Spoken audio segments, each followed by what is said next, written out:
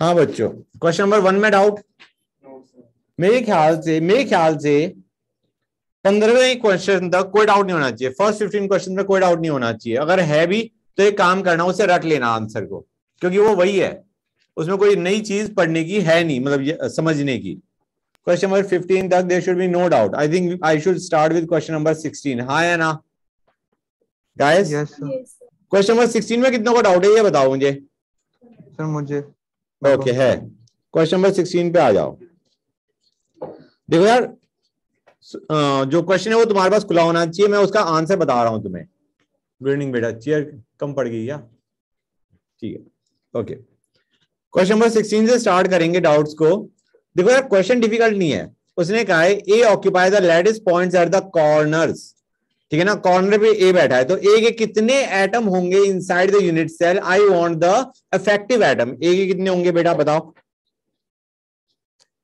अरे कोई तो आंसर दो भाई। अगर कॉर्नर पे होगा तो 1 होगा, करेक्ट। 8 कॉर्नर्स का सबका कंट्रीब्यूशन मिला लोगे तो 8 into 1 wide the value comes out equal to 1। B उसने कहा है it occupies the centre of each face. Face कितने तुम्हारे 6, और हर एक में कितना हाफ। तो बेसिकली बी के कितने एटम्स हो गए बेटा 3। तो what is the formula of compound?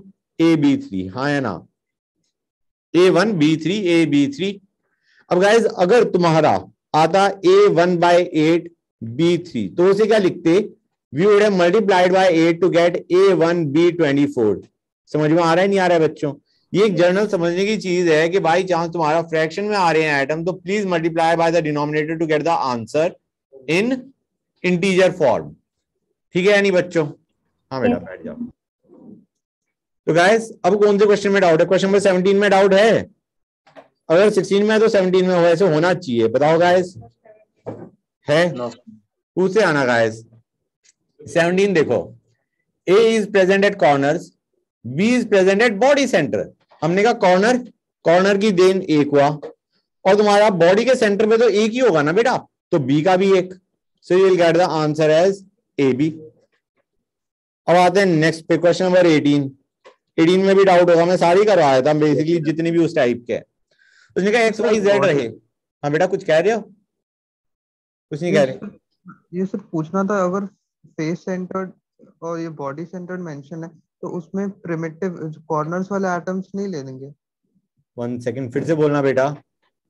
Sir अगर सर कोई भी क्वेश्चन में बॉडी सेंटर्ड या फेस सेंटर्ड जहाँ मेंशन्ड है, जैसे बी में आपने बताया कि फेस सेंटर्ड मेंशन है, फेस सेंटर्ड के इफेक्टिव नंबर ऑफ एटम्स 3 हो जाते हैं, पर साथ में सर कॉर्नर्स वाले भी एटम्स तो होते हैं। बेटा वो कह रहा है कॉर्नर पे अलग एटम है, फेस सेंटर पे अलग एटम है। जो हमने कहा था FCC है, FCC नहीं है।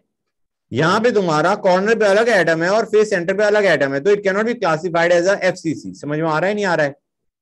Yes sir. ये FCC नहीं है, उससे कंपेयर मत करना। कि ये तो हमें समझ आ रहा है कि टोटल एटम्स 4 हो गए A और B के मिला के, क्योंकि A कॉर्नर्स पे और B फेस सेंटर पे। हमें टोटल पता है, टोटल नंबर ऑफ एटम्स कितने आते हैं 4 FCC में। और बेसिकली FCC वाले सारे पॉइंट्स आर कवर्ड।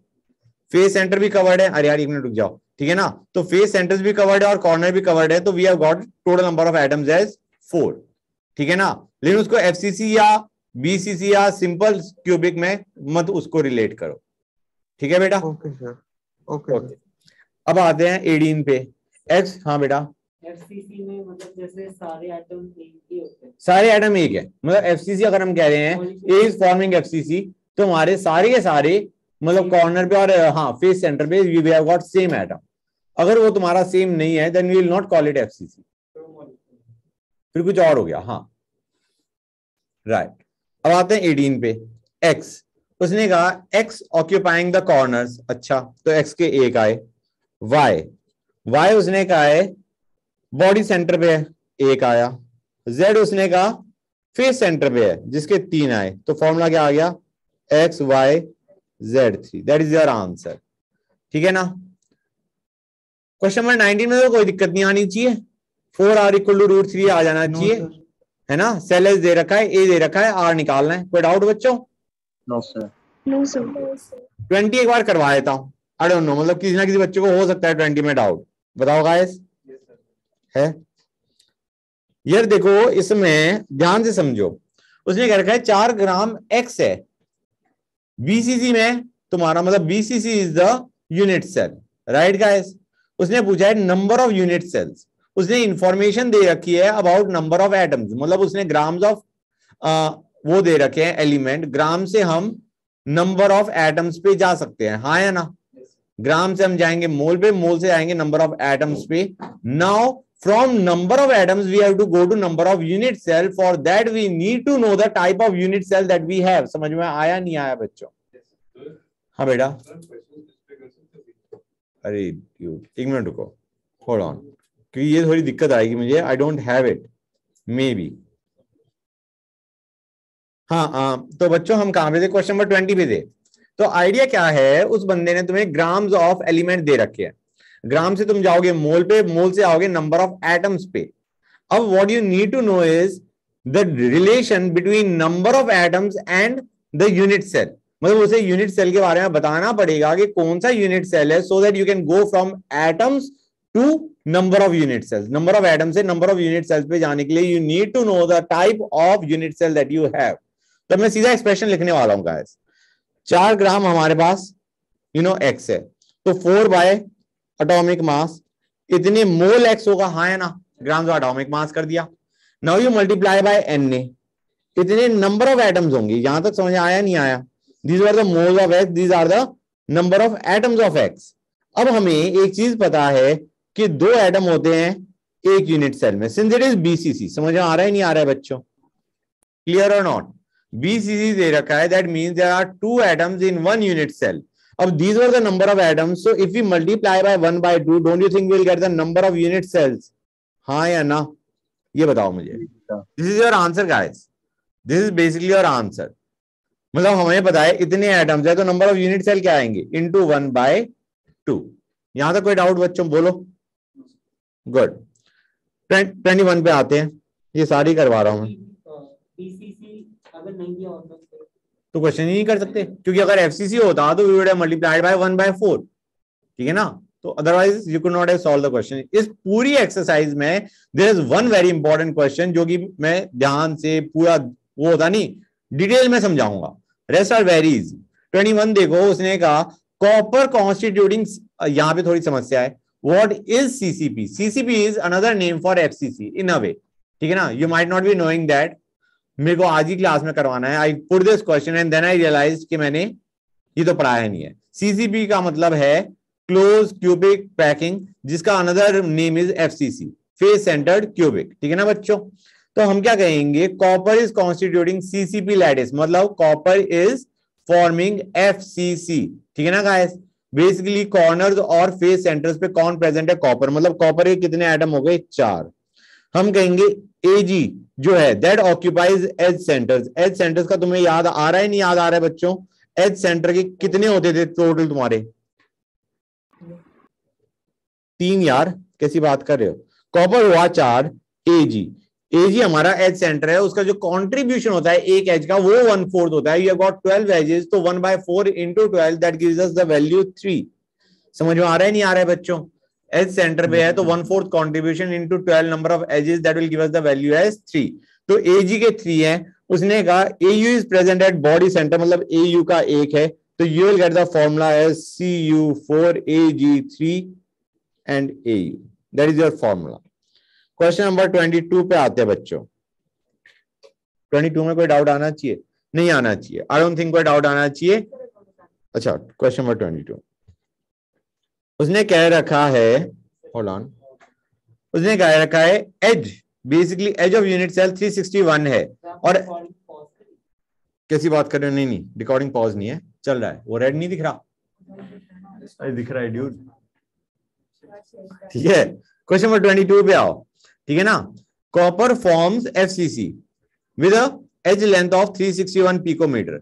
हम कहेंगे एफसीसी है, इसका मतलब 4r इक्वल टू √2a। ए हमें दे रखा है, आर हमें निकालना है। अब समझ आया नहीं आया बेटा? अरे यार कैसी बात कर रहे हो, रिकॉर्डिंग चल रही है, ये देखो। I have to stop the recording. उसकी चिंता ना करो तुम, रिकॉर्डिंग दे। गुड इवनिंग बेटा, बैठ जाओ। हाँ सीट है एक,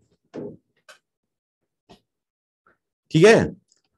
रिकॉर्डिंग में ध्यान मत दो, उस पे ध्यान दो क्वेश्चन पे। 4r equal to root 2a, तुम्हारा क्या आ जाएगा, r की वैल्यू उठ के आ जाएगी। हाँ बाई चांस रिकॉर्डिंग ना हो रही हो तो बता देना, ठीक है। ओके एनीवे मैं क्या कह रहा था, तुम्हारा क्वेश्चन नंबर 22 में you will have 4r equal to root 2a, क्योंकि उस बंदे ने तुम्हें क्या दे रखा है, he has given you FCC। समझ में आ रहा है नहीं आ रहा है बच्चों, FCC लैटिस बता रखा है, तो r की वैल्यू तुम निकाल लोगे। अब आते हैं सीधा क्वेश्चन नंबर 25 में, कोई दिक्कत है गाइस? क्वेश्चन नंबर 25, इसमें एक एडिशनल इंफॉर्मेशन दे रखी थी which you did not need, शायद नहीं, कुछ इंफॉर्मेशन एक्स्ट्रा दी नहीं हुई। उसने कहा है एज लेंथ दे रखी है 3.04 angstrom, volume of unit cell क्या आएगी गाइस? अब BCC है, एज लेंथ दे रखी है 3.04 एंगस्ट्रॉम, हम क्यूबिक मतलब सिंपल क्यूबिक यूनिट सेल, मतलब आइडिया इज सॉरी मतलब क्यूबिक यूनिट सेल मान के चलेंगे। आइडिया क्या है कि जो तीनों एजेस हैं will consider them to be of same length. समझ में आ रहा है नहीं आ रहा है बच्चों, कि जो तीनों एजेस हैं they are a and a is equal to 3.04 angstrom, volume क्या आ जाएगी, it will be a cube. Come on, a cube आएगी। यूनिट्स इंपॉर्टेंट है गाइस, उसने सेंटीमीटर में पूछा है तो it will be 3.04 into 10 raised to the power -8 का whole cube. Correct, that is the answer that you will gate.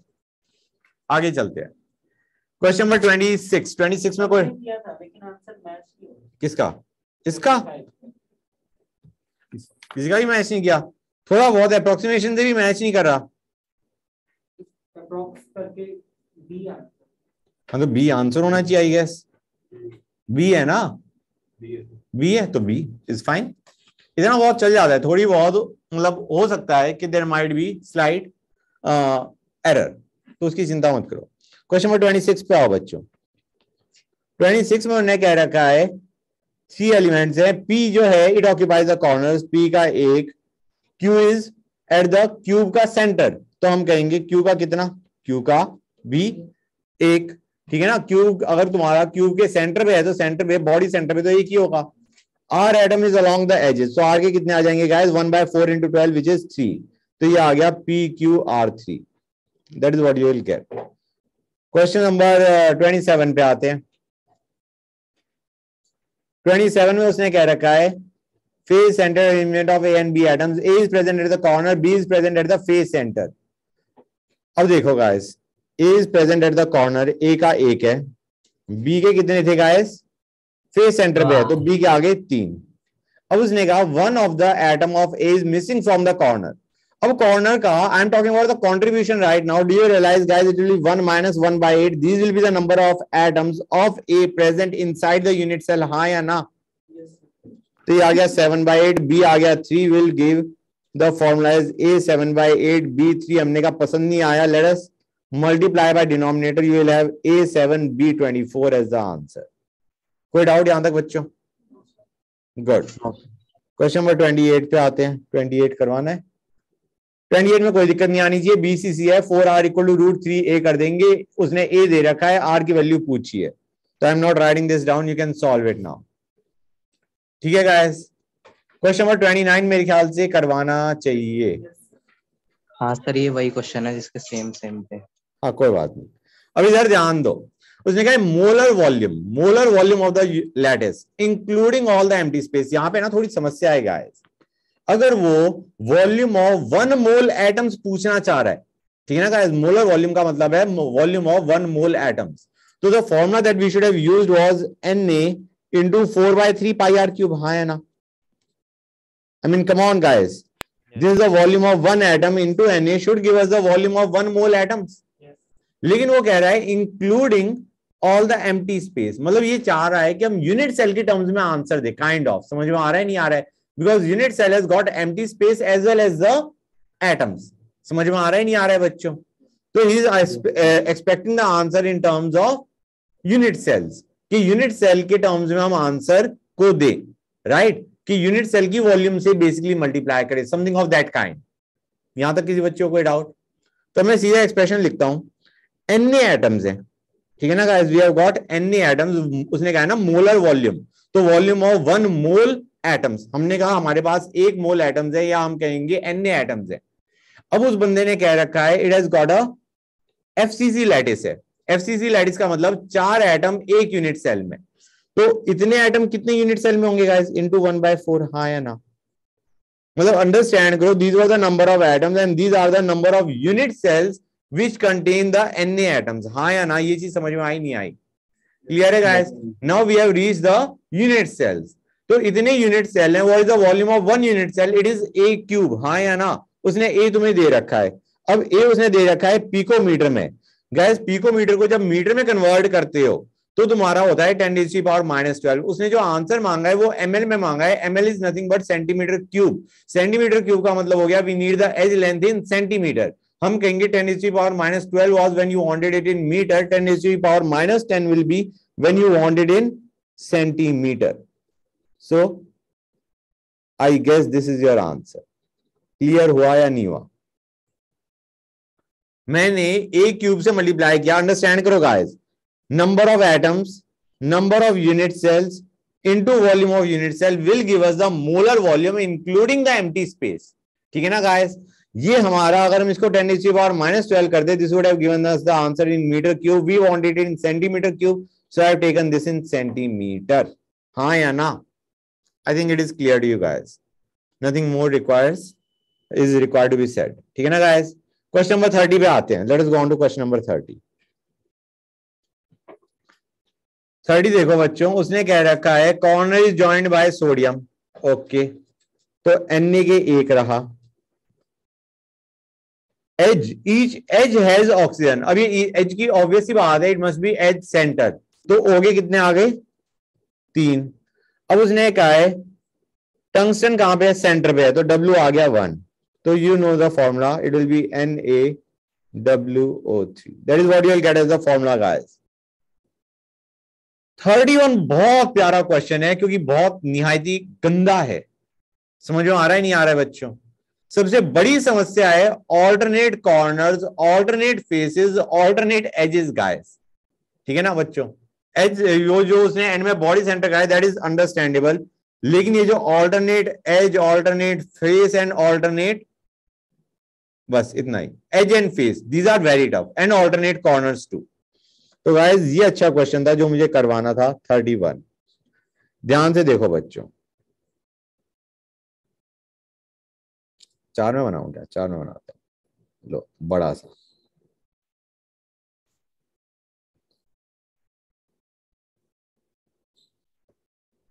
ये कोई बच्चा था जिसका हुआ था ये क्वेश्चन? Yes, sir. गुड।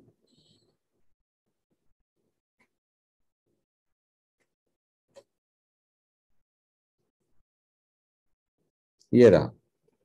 अब बच्चों ऑल्टरनेट का मतलब है कि एडजेसेंट नहीं होना चाहिए। ठीक है ना बच्चों? That is what we mean by alternate. तो बच्चों सबसे पहले आते हैं ऑल्टरनेट कॉर्नर्स पे। Let us talk about a particular corner this.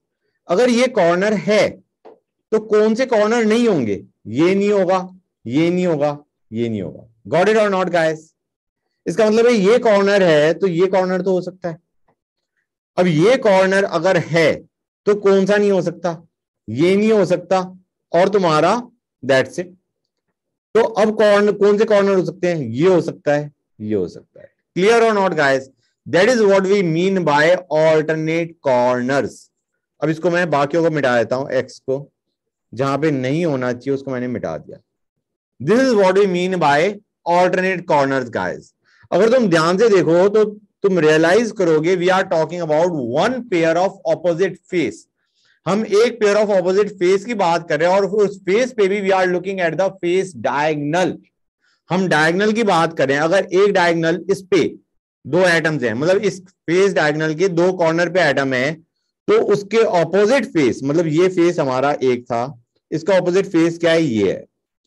इस ऑपोजिट फेस के ऑपोजिट फेस डायगनल पे के कॉर्नर्स पे 2 एटम होंगे। ये रियलाइज हो रहा है नहीं हो रहा है बच्चों? If you are talking about this face, basically ये 2 कॉर्नर्स, तो दूसरे वाले ऑपोजिट फेस के we are talking about other 2 corners. यहां पे एटम प्लेस्ड होंगे if we are talking about alternate corners. समझ में आया नहीं आया बच्चों? कोई डाउट यहां तक? गुड। अब आते हैं alternate faces. That is relatively easier to understand. हम कहेंगे, let me take a different pen, ये हमारा हो गया फेस सेंटर। अगर ये फेस सेंटर है, इंक्लूडेड है, तो क्या हम कह सकते हैं बेसिकली ये पूरा, ये चारों के चारों will have to be excluded, हाँ या ना? बेसिकली अगर हमने ये वाला इंक्लूड कर लिया तो तुम्हारा ये वाला, ये वाला, ये वाला एंड ये वाला, all four of them will have to be excluded because they are adjacent faces, हाँ या ना बच्चों? समझ में आ रहा है नहीं आ रहा है गाइस? तो इसका मतलब है उसके बाद जो दूसरा एटम आएगा वो यहां वाला आएगा, ये हमारे आगे ऑल्टरनेट फेस सेंटर बच्चों। यहां तक कोई डाउट गाइस? गुड गाइस, ये जो मैं बता रहा हूं ना, alternate face centre, alternate corners, और अभी हम बात करेंगे ऑल्टरनेट एजेस की, these are facts that you have got to learn, जो कि तुम क्वेश्चन में डायरेक्टली यूज करोगे टू गेट योर आंसर। अब आते हैं नेक्स्ट पे, एज, एज सेंटर। मैंने कहा ये एज सेंटर लिया, इसका मतलब है ये एज गई, होल्ड ऑन, ये एज लिया तो this edge is gone, this edge is gone, this is gone, this is gone. समझ में आ रहा है नहीं आ रहा है बच्चों? अगर ये एज है तो इसका मतलब ये एज भी ले सकता हूं मैं, हाँ या ना? यहां तक क्लियर हुआ नहीं हुआ? अगर मैंने नीचे वाली एज लिया तो मैं ये वाली एज ले सकता हूं, जो मैंने एजेस हटाई हैं वो वाली हटाई है which are touching this particular edge, clear और नॉट? अब हमने कहा ये जो ऊपर वाली एज है इसके करस्पॉन्डिंग ये और ये हट जाएंगी, हाँ या ना बच्चों? That means you have got these four available. In four में से अगर तुम, अब यहां पे तुम्हारे पास इंपॉर्टेंट चीज क्या है guys, either you take these two can be taken, no problem, but instead of these two you could have also taken these two. समझ में आ रहा है नहीं आ रहा है बच्चों? तुम ये भी ऑल्टरनेट एजेस ले सकते थे, इन दोनों में से कोई एक उठाओगे तुम। Let me clear everything away so that you can have a better look. Hold on guys, ये होगा। समझ में आ रहा है नहीं आ रहा है बच्चों? मतलब या तो तुम्हारे पास ये और ये होंगे या ये और ये होंगे। ओ गॉश, होल्ड ऑन, ये रहा, here we are, just a minute, अभी नहीं जाएगा। ठीक है बच्चों, यहां तक कोई डाउट गाइस? कि अगर तुम्हारे पास ये है तो तुम्हारे पास नेक्स्ट साइड में, अगर if you are looking at the alternate edge centre, तो उसमें तुम्हारे पास ये भी पॉसिबिलिटी थी और ये भी पॉसिबिलिटी थी। यहां तक क्लियर हुआ या नहीं हुआ? तो हो सकता है बाई चांस वो कभी ये कहें, मैं क्वेश्चन को से आई एम मॉडिफाइंग इट, उन्होंने कहा कि हमने एक प्लेन डाला, एक प्लेन डाला कैसा, ऐसा, और इसके लॉन्ग सारे एटम्स हटा दिए। एग्जाम्पल के तौर पे दे रहा हूं मैं, उन्होंने कहा कि हमने एक प्लेन डाला ऐसा और उसके लॉन्ग सारे एटम्स हटा दिए। What is the formula of the compound formed? You will be stuck guys, you will be genuinely stuck. क्यों? क्योंकि तुम्हें नहीं पता, तुम कहोगे कि सर इसमें यह भी पॉसिबिलिटी थी कि तुम्हारा मतलब इसको हटाएं या ना हटाएं। समझ में आ रहा है नहीं आ रहा है बच्चों? अगर ये यहां पे तुम कंसिडर करते हो तो नहीं हटेंगे, यहां पे कंसिडर करते हो तो हट जाएंगे।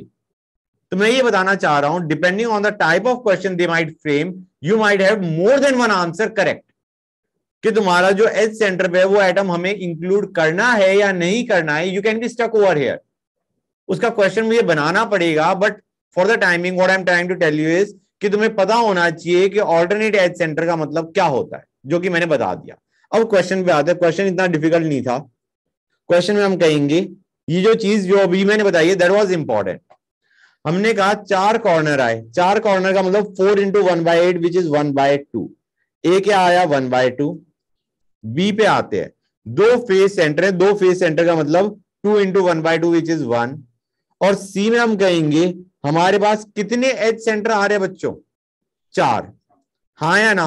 We are having 4 edge centre, हर एक का कॉन्ट्रीब्यूशन 1/4। तो हम क्या कहेंगे यहाँ पे कितने आएंगे? सी के 1। फॉर्मूला क्या आएगा बच्चों? What is the formula? AB2C2।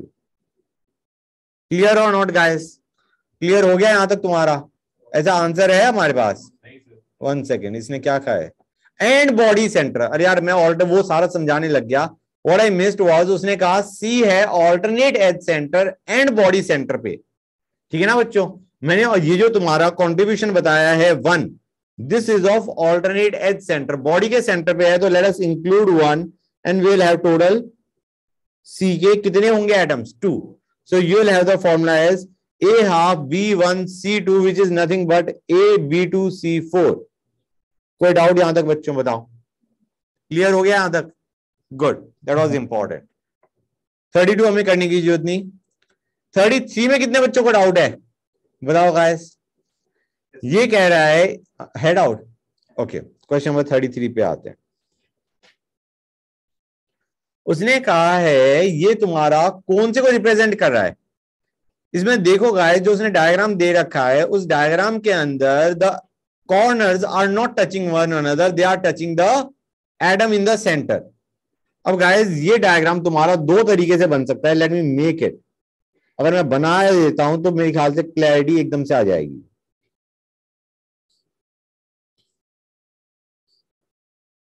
मेरे ख्याल से ये तो तुम रिलेट कर गए होगे कि फेस सेंटर में अगर मैं फेस को लेता हूं तो ये डायग्राम बन जाएगा, हाँ या ना.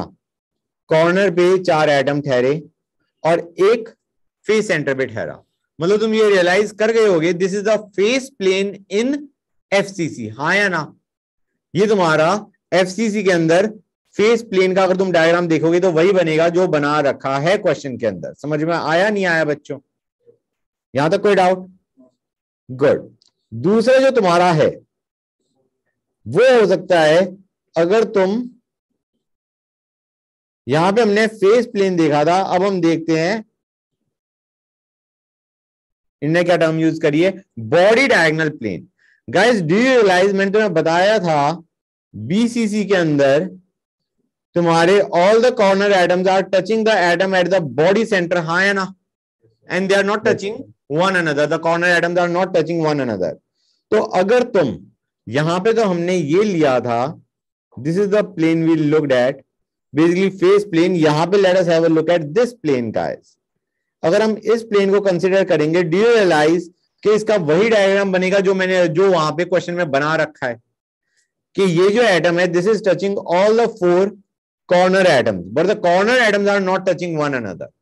समझ में आया या नहीं आया बच्चों, ये बताओ. तो तुम्हारे इसके 2 आंसर होंगे. कोई डाउट यहां तक? क्वेश्चन नंबर 34 में भी मेरे ख्याल से डाउट आना चाहिए, specifically in one particular option, that is option A. और में तो डाउट नहीं आया या आया? ओके गाइस, तो तुम्हारा क्वेश्चन नंबर 34 में आते हैं. क्वेश्चन नंबर 34 के अंदर what you have to understand is guys, 3 और 4 में या तो तुम्हारी इमेजिनेशन इतनी अच्छी है कि यू रिलेट कि 3 and 4 will be touching one another. ठीक है ना गाइस? सही पूछा जाए तो मैं अगर है तो I would like to check कि are 3 and 4 touching one another. मैं एक काम करूं, फिर से बना देता हूं. Let me make the diagram.